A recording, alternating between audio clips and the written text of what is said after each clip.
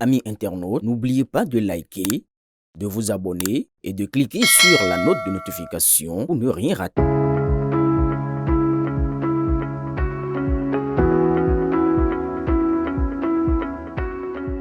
Patrice Talon, c'est la culture du résultat, c'est la recherche de l'efficacité. Patrice Larigueur. Si je dois donner un titre, Patrice Talon, l'autorité. J'ai l'ambition. Et j'aime bien le dire haut et fort, au thème de 5 années de faire le miracle, de réaliser cette magie.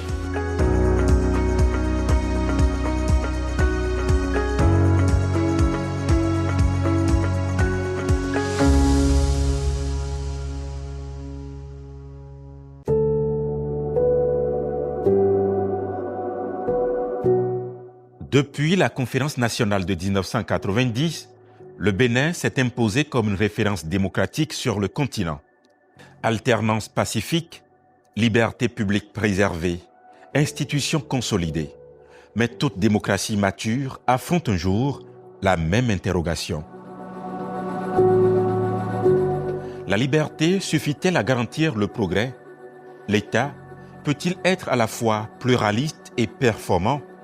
Peut-on exiger des résultats sans altérer l'équilibre fragile du débat démocratique? C'est dans cette tension que surgit Patrice Talon. Il a pu quand même résister au vertige de la toute-puissance. Nous avons une constitution très présidentialiste. Et donc, si vous n'avez pas assez conscience de l'importance de ces pouvoirs et de la possibilité d'aller un peu trop loin, oui, vous exercez aveuglément le pouvoir. Je crois qu'il a su faire preuve de discernement, d'évaluation à son propre niveau, pour tempérer son ardeur. En exerçant le pouvoir, il ne s'est pas contenté de faire comme on fait avant. Il a essayé d'analyser les faiblesses des régimes passés depuis 1990, le renouveau démocratique, les points forts pour en faire un modèle exclusif pour le peuple béninois allant vers un développement meilleur. Les choses ont été modernisées, ont été professionnalisées avant maintenant d'être exercées, d'être incarnées. Donc on peut dire que oui, le président Patrice Talon a non seulement redéfini le pouvoir et après il a exercé. Je ferai de la lutte contre la corruption un combat de tous les instants et de tous les jours. Et qui n'épuiseront pas les efforts inlassables de la justice et de la société civile destinés à mettre un terme à l'impunité. À cet égard, et pour en donner le gage nécessaire, je déclare, du haut de cette tribune, que non seulement je m'y suis préparé, mais j'affirme que je suis déjà prêt. Maintenant et tout de suite. Moins de proclamations, plus de décisions, la rupture s'installe dans le rythme. Celui qui est obsédé par le succès, il veut bien faire. Et sa préoccupation principale, il zappe sur tous les autres paramètres. Même les paramètres de fierté, ça ne compte pas beaucoup. Ce qui compte, c'est le succès. Si la bonne méthode, c'est d'avoir une feuille de route et un contrat de performance. C'est ce que vous recommandez. Une feuille de route bien claire, contrat de performance bien défini. Ce faisant, que ce soit Pierre, Paul ou Jacques, pas le problème. On avait un environnement qui semblait marcher, mais qui marchait un peu à vide parce que les résultats n'étaient pas palpables et la lisibilité des différentes conceptions, des différentes idéologies et l'efficacité réelle n'était pas toujours au rendez-vous. Ce qu'il portait et comme promesse, oui, il y en avait qui rencontraient les desiderata, les souhaits d'une frange de la société civile en termes de changement de comportement, en termes d'ambition pour notre pays. La méthode Talent repose sur une conviction simple. Un État ne se réforme pas dans l'improvisation. Il se planifie, il se structure, il s'ordonne. Nous allons commencer, les études sont en cours, elles vont être finalisées dans quelques mois encore. Malheureusement, les études sont longues parfois. On va commencer à le phasage des rues de Cotonou. Nous allons commencer la construction, la modernisation des marchés. Il y a 25 marchés à Cotonou actuellement, 20 secondaires. Nous allons moderniser les marchés. C'est l'occasion pour moi de vous dire, vous savez que la plupart des marchés sont occupés à moitié. Il n'y a que 3 marchés qui sont occupés à 100%. Nous allons reconstruire la plupart des marchés. Ce qui est long parfois, ce sont les études. Il faut avoir la patience que les études soient terminées. Nous avons construit Maria Gleta, l'usine de Maria Gleta. 44 milliards. On a perdu 44 milliards. Pourquoi? Parce que le concept, le process, l'équipement n'a pas été bien apprécié avec pertinence. Le siège du Parlement à Porte-Novo. Vous voyez les problèmes qu'il y a eu. Parfois, il faut avoir la patience de finir les études. Et c'est pour ça qu'il y a beaucoup d'actions qui sont encore en cours. Les ordures dans Cotonou, ça met du temps. L'eau à nos concitoyens, il faut du temps. J'ai dit une chose, avant la fin de mon mandat, Oui. et dans quelques mois, dans 1 an, dans 2 ans, nous aurons le plaisir de faire le bilan des choses. Symboliquement, on voit les marchés, les nouveaux marchés. Et voilà, est-ce que il fallait pas détruire, il ne fallait pas casser, et pour rendre beau, pour rendre plus fonctionnel. Et voilà, à l'arrivée, la jonction se fait progressivement. Et donc, sur certaines situations, la leçon à en tirer, la leçon est apprise par l'ensemble de la société béninoise, et que par moment, par endroit, il peut être nécessaire, utile, et d'y aller de la méthode forte. Le temps politique s'accélère, les procédures se resserrent, les objectifs deviennent mesurables. L'administration découvre une exigence nouvelle, la performance comme boussole, et gouverner devient produire. D'abord, sur le plan des ressources humaines, c'est une question fondamentale. Quel type de ressources humaines animait l'administration? Comment ils étaient recrutés? Comment on mettait l'accent sur la qualité, sur les spécialités? Je crois que beaucoup de choses ont été faites sur ce terrain-là. Et on n'hésite pas à faire recours aux gens venant du secteur privé quand ils peuvent apporter un plus aux purs fonctionnaires. On n'hésite même pas à aller chercher les ressources de qualité à l'extérieur quand c'est nécessaire pour faire bouger les choses. Il y a des Béninois dans les grandes entreprises, dans les plus grands pays, qui sont de niveau de compétences très élevé, qui ont un niveau de compétences très élevé, mais qui pourraient venir dans un contrat de prestation assumer des fonctions pour la gestion des déchets. Nous avons lancé un appel d'offres et nous souhaitons que le monde entier, les plus grandes entreprises du monde, soumissionnent. On aurait pu dire oui, non, mais bon, pourquoi ne pas constituer des consortiums, des coopératives, des Béninois qui savent, qui peuvent le faire, qui vont apprendre à le faire, parce que bon, c'est quand même quelque chose qui n'existe pas.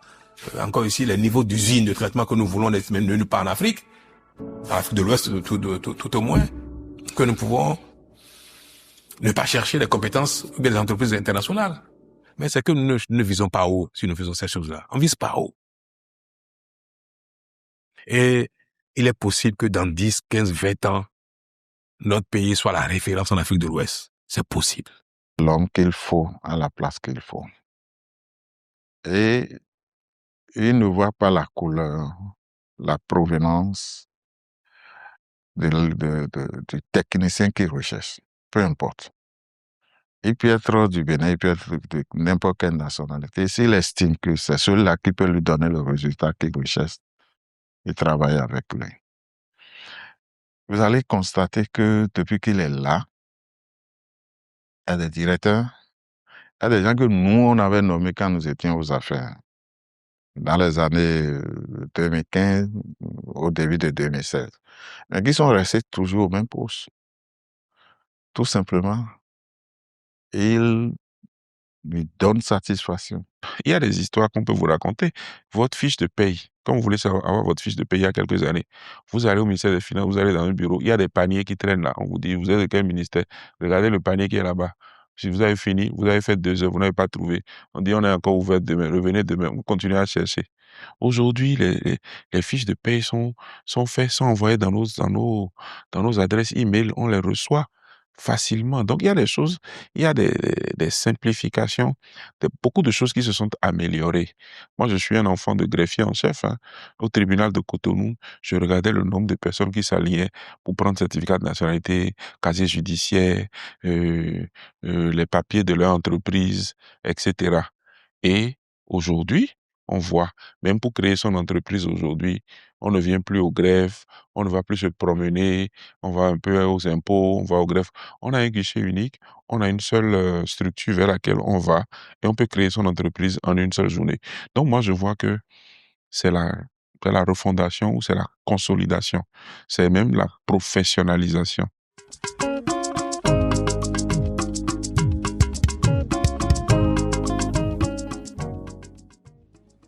Le maire, s'il ne suit pas son budget, s'il ne règle pas son budget, s'il n'exécute pas son budget, il ne serait pas tellement un homme politique. Je le dis parce que nous sommes sur le terrain. Et puis, vous avez dit plus loin qu'il y a les techniciens. Qui est technicien ici? Qui est technicien? Il n'y a pas de technicien. Si vous prenez technicien aujourd'hui, vous dites qu'il est SE technicien. Il fait quelques années, 2 ans, 3 ans avec vous sur le terrain, dans la commune, immédiatement il devient homme politique. Il faut nous remettre notre budget.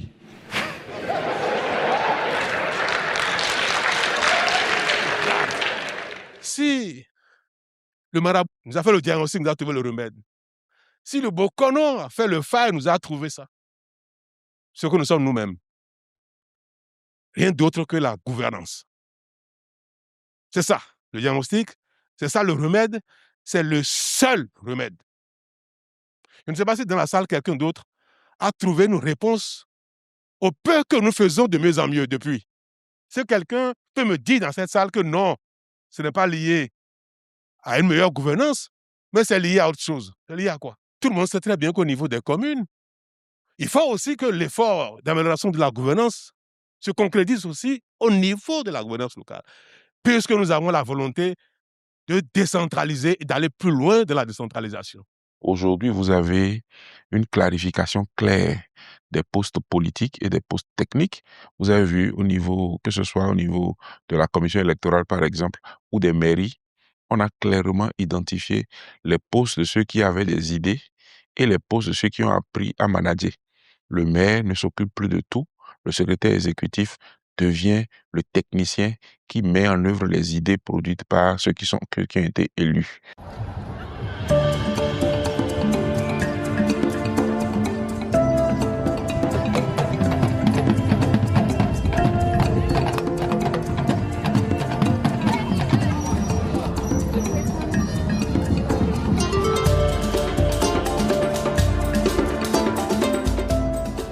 Depuis fort longtemps, très longtemps,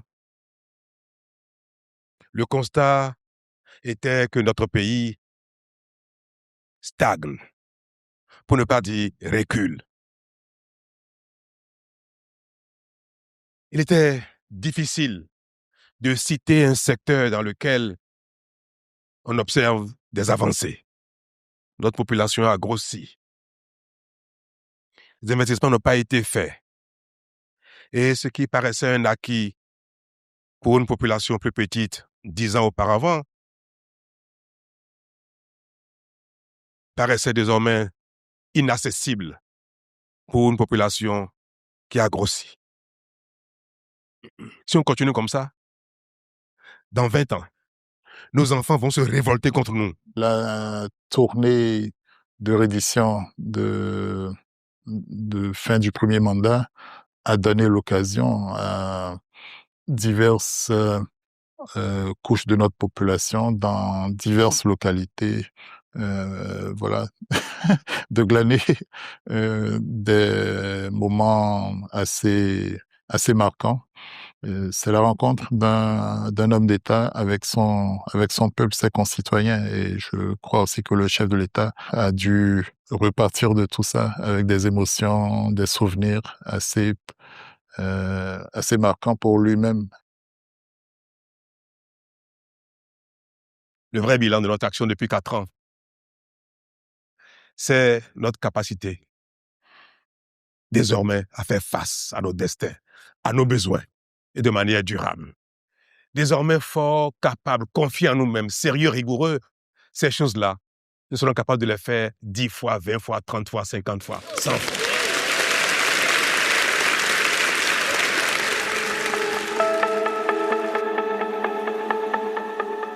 Les chantiers s'ouvrent, les routes s'étendent, le béton dessine de nouvelles lignes à l'horizon. Mais au-delà des infrastructures, c'est une vision qui s'installe, celle d'un État stratège orienté vers la durée. L'ambition n'est pas conjoncturelle, elle se veut irréversible. L'ambition de réindustrialisation du pays et ce qui se met en place à Logic Bell, à GDIZ, oui, il y a de quoi être surpris agréablement et de se convaincre que parfois c'est un management qui a su accélérer quand il fallait, certainement en connaissance de cause, même si sur d'autres domaines, d'autres situations, et là, le gouvernement s'en est quelquefois expliqué et a même fini par justifier l'allongement des mandats, enfin l'adoption du septennat, par la nécessité de mieux creuser les études, de mieux préparer la réalisation d'un certain nombre de projets. Aucune mutation politique n'est neutre. Réformer, c'est déranger des équilibres anciens. Accélérer, c'est aussi exposer des divergences.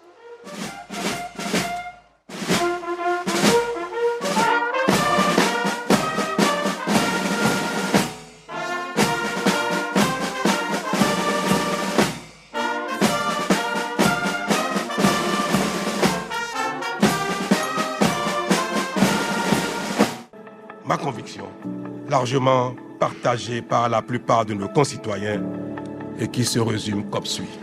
Le Bénin, notre pays, a trouvé son chemin. Et cela est irréversible. Peu importe l'opinion et le souhait des nostalgiques en quête d'un retour à notre passé honteux.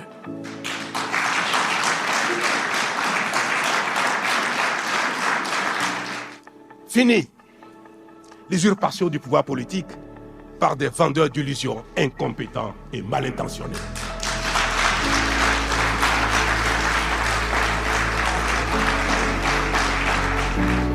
Je suis dans l'administration depuis un quart de siècle. Je peux vous dire qu'il y a des choses qu'on faisait avant qu'on n'ose plus faire aujourd'hui. Avant, on était bien content que le DAF ou celui qui s'occupe des finances dans la maison nous amène des états. On ne veut pas savoir d'où ça vient. On signe et on prend un petit complément sur nos salaires. Aujourd'hui, quand un DAF se promène, il vient avec un état. On lui demande très sérieusement d'où il vient avec ce document-là. On ne veut pas de problème. On ne veut pas aller ici, on ne veut pas aller là.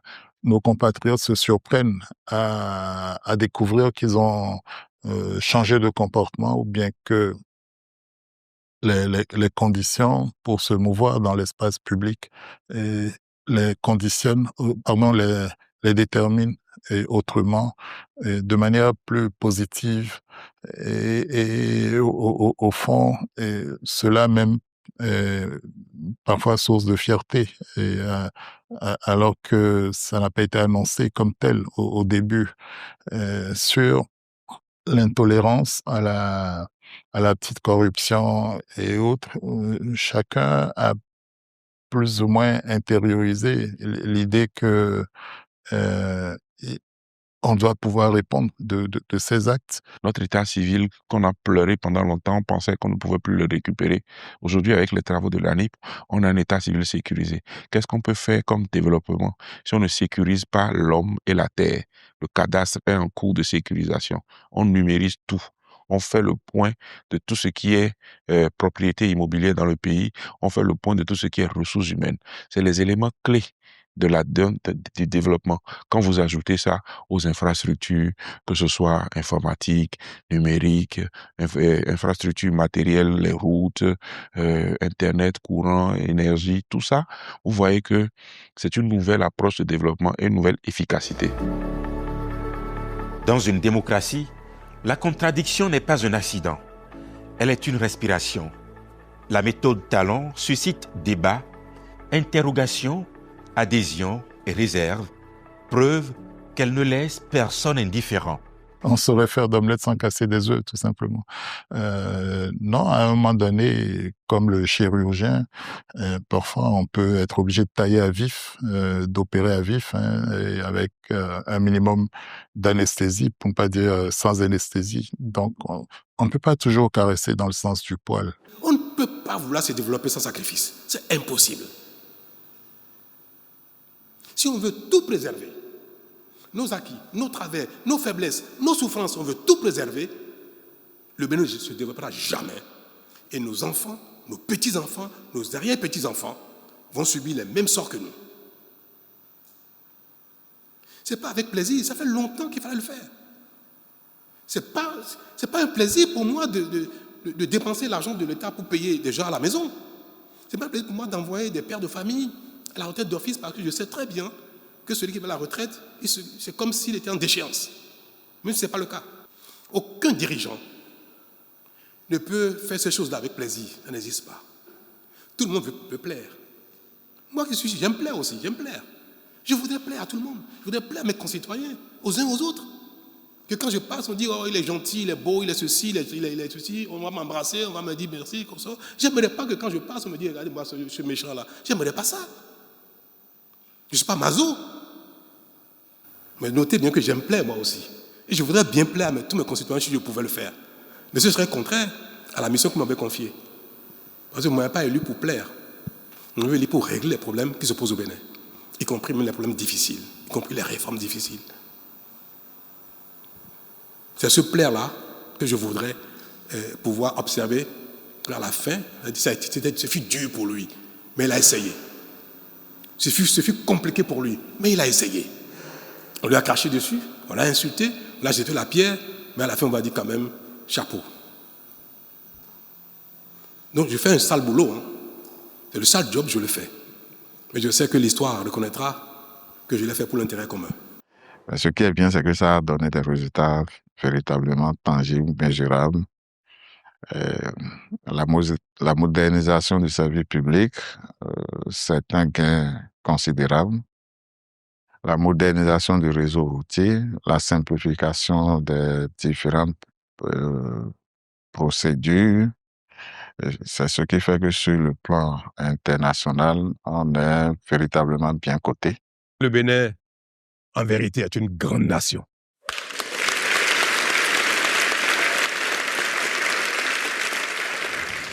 Nous avons même réussi les réformes les plus difficiles, qui nous ont mis à l'épreuve, qui nous ont coûté des sacrifices énormes. Et nous avons tenu.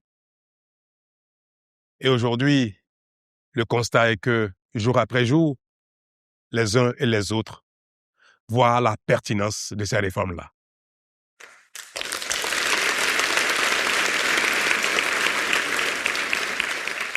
En réalité, et pour ne pas vous décevoir, mesdames et messieurs, en réalité, c'est cela, ce que nous avons fait de plus grand, nos réformes.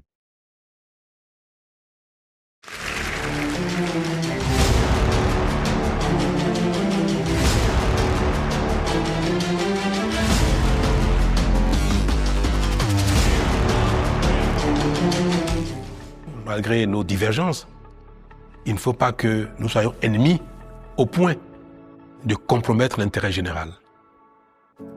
Moi, j'en ai donné le signal. J'ai travaillé avec des FCBE au lendemain de mon arrivée à la fonction. Jusqu'à aujourd'hui, je continue de le faire. L'ancien Premier ministre Zinsou, qui a été mon challenger aux élections de 2016. Aujourd'hui, il travaille avec le Bénin, il travaille pour le Bénin. Il fait des choses extraordinaires. Moi, je suis admiratif de ce qu'il fait. Il nous accompagne beaucoup, il nous aide beaucoup. Il aime son pays. Moi, j'ai pu, en 2016, même mal juger sa capacité à se donner pour le Bénin. Et j'observe, il n'est pas président, mais il fait des choses extraordinaires pour le Bénin. C'est ce que je voudrais que chacun fasse, qu'on soit d'un bord ou de l'autre. Quand c'est le pays, il veut servir le Bénin.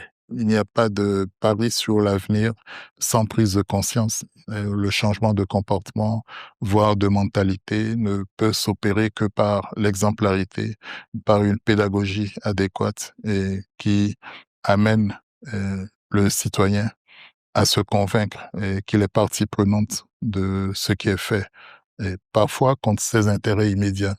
Et ça, c'est une leçon qu'on doit s'imposer à tout moment dans le pays. Et si ça devait être un héritage du passage du président Talon, je milite absolument pour cela.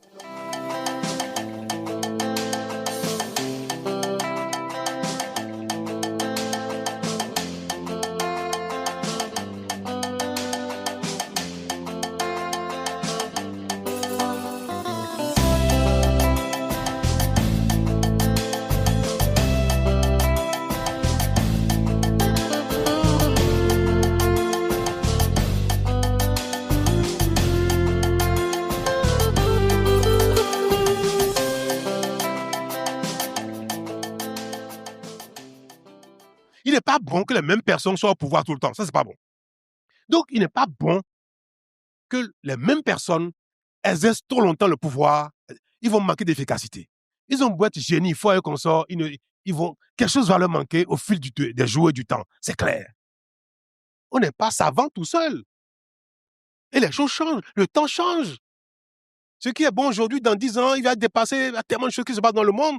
Moi, aujourd'hui, mes enfants m'apprennent tellement de choses. Je dis, mon Dieu, je ne suis pas au courant de ça. Je suis dépassé. Je voudrais que vous soyez, vous les jeunes,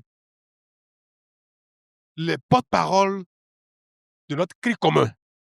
Et que nous devons, dans tous les cas, aujourd'hui que le monde est difficile, mais que nous voulons satisfaire nos besoins, nous voulons nous développer, que nous puissions unir nos voix, nos talents, nos compétences, pour nous développer au lieu de dire que moi je suis UP, je suis BR, je suis ceci et consort. On va réinventer, nous, notre façon d'exister au Bénin, que ce soit conforme à nos besoins, au lieu d'imiter les gens. D'utiliser des mots qui, pour nous, ne veulent rien dire.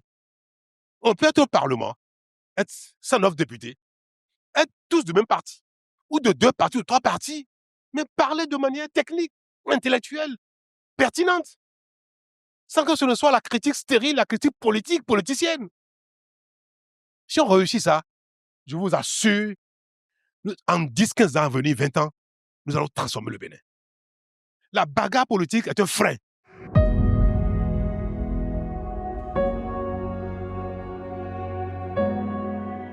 10 années suffisent-elles à infléchir durablement une trajectoire nationale ? La gouvernance Talon ne s'est pas arrêtée à la réforme immédiate. Elle a cherché à dessiner une trajectoire, une projection, une vision.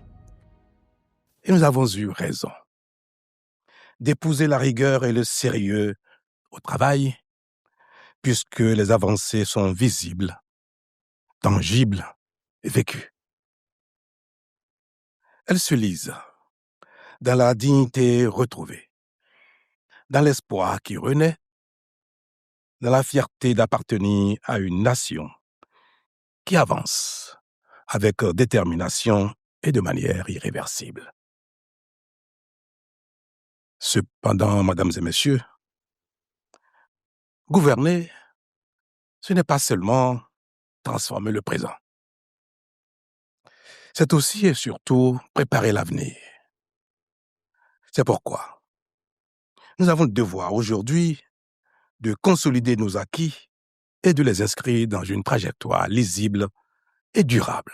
Oui, quelque chose va survivre au passage du président Talon, au-delà de sa personne, au-delà de ceux qui ont collaboré directement à lui. Une trace assez durable et pourrait alors se mettre en place. Et nous en serions tous fiers parce que les éternels recommencements ne sont pas à souhaiter. Avec cette vision, la méthode change d'échelle. Elle quitte l'urgence du présent pour entrer dans la durée de l'histoire. Et chacun a son charisme. Et je crois que ceux qui vont lui succéder de toute façon auront à cœur de mettre en application un certain nombre de leçons apprises à ses côtés.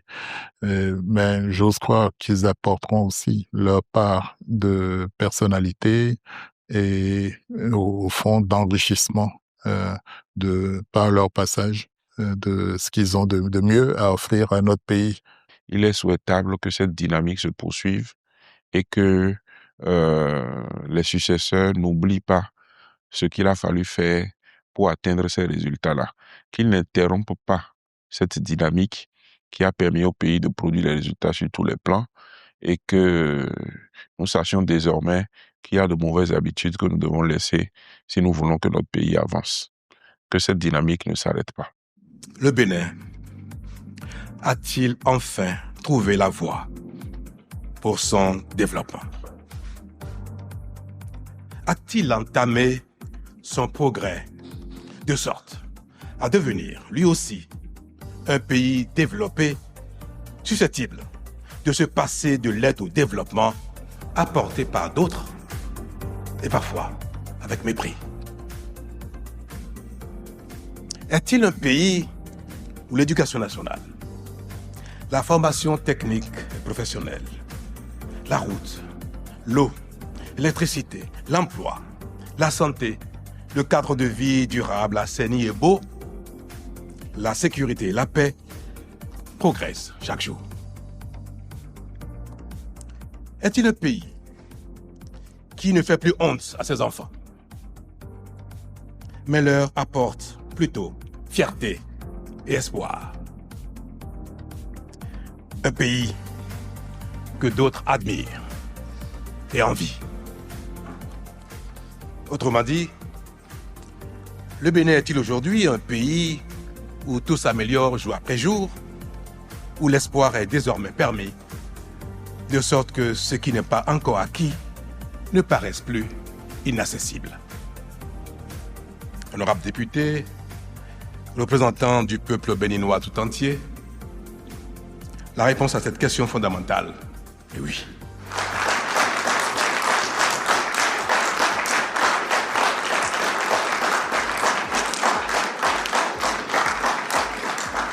Il est difficile de se quitter quand on s'aime.